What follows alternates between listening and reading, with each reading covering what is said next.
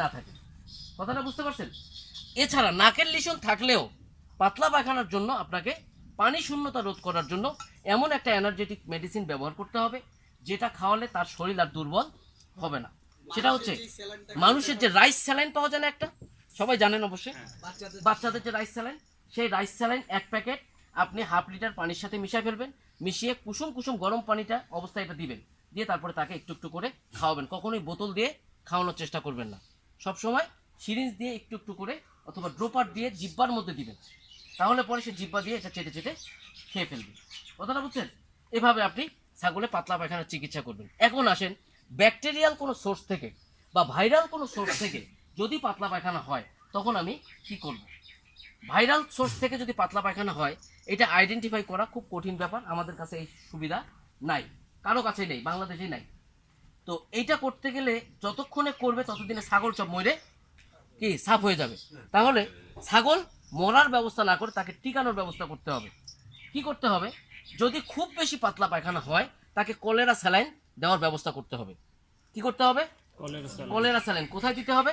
Intravenous রুটে তাকে cholera saline দিতে হবে। এটা একজন ডাক্তার ছাড়া ছাগলের ভেইন নির্ণয় করা একটু কঠিন ব্যাপার। হ্যাঁ, তারপরেও ভেইন যদি ছাগি হয়, ছাগল হয়, 2 জায়গাতেই ভেইনটা আপনি পাবেন।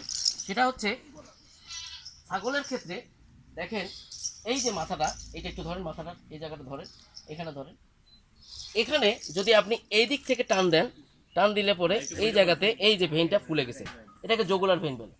এটা আসলে আপনার আঙ্গুলের প্রেসের উপরে ডিপেন্ড করবে ভেইনটা কোথায়। এই জায়গাটাকে বলে জগুলার ফারো। কি বলে? জগুলার ফারো।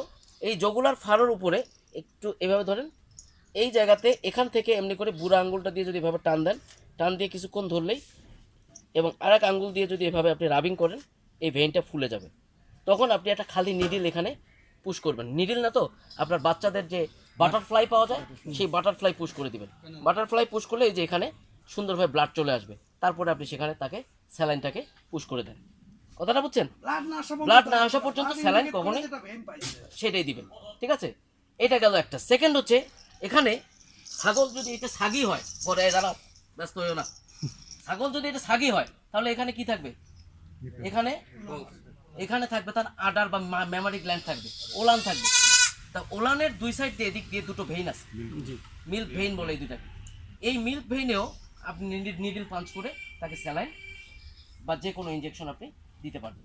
সেক্ষেত্রে কত নাম্বার নিডল ইউজ করব? সেক্ষেত্রে ওই নাম্বার নিডিল না, আপনি 21 নাম্বার আপনার ইয়ে যে আছে বাটারফ্লাই আছে সেটা ব্যবহার করবেন। 21 নাম্বার বাটারফ্লাই ব্যবহার করবেন।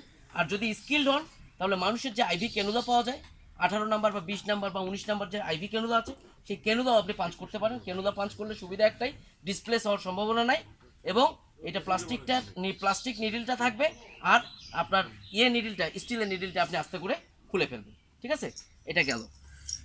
এই ছাগল আরো কাজে লাগবে অনেক। আচ্ছা, যেটা বলতেছিলাম যে এই যে আপনি কলেরা স্যালাইন যখনই দিলেন ভেইনে, সঙ্গে সঙ্গে তার ইলেকট্রোলাইট ডেফিসিয়েন্সি কন্ট্রোল হয়ে গেল। পাশাপাশি আর একটা স্যালাইন বাজারে পাওয়া যায়, হার্টম্যান স্যালাইন এটাকে বলা হয়ে থাকে। হার্টম্যান সলিউশন নামেই বাজারে পাওয়া যায়। বেক্সিমকো কোম্পানি মার্কেটিং করে ল্যাক্টোরাইড নামে, হার্টম্যান সলিউশন নামে মার্কেটিং করে, হার্টম্যান স্যালাইন নামে মার্কেটিং করে ওরিয়ন, হার্টম্যান নামে মার্কেটিং করে আবার একমি, হার্টম্যান নামে মার্কেটিং করে আপনার অপসোনিন। সব কোম্পানিরই এই হার্টম্যান স্যালাইন আছে। এই হার্টম্যান স্যালাইন হিউম্যানের এই হার্টম্যান স্যালাইনও আপনি তাকে দিয়ে দিতে পারেন। ঠিক আছে, তাহলে পরে ওরালি না, কখনোই ওরালি না, এটা সবসময় ইন্ট্রাভেনাস স্যালাইন। ওরালি শুধুমাত্র আপনি খাবার স্যালাইন, ওর স্যালাইন, এগুলো আপনি ব্যবহার করতে পারেন। ঠিক আছে, কোনো সমস্যা নেই। আচ্ছা, এরপরে টিস্যুটা একটু দিন তো।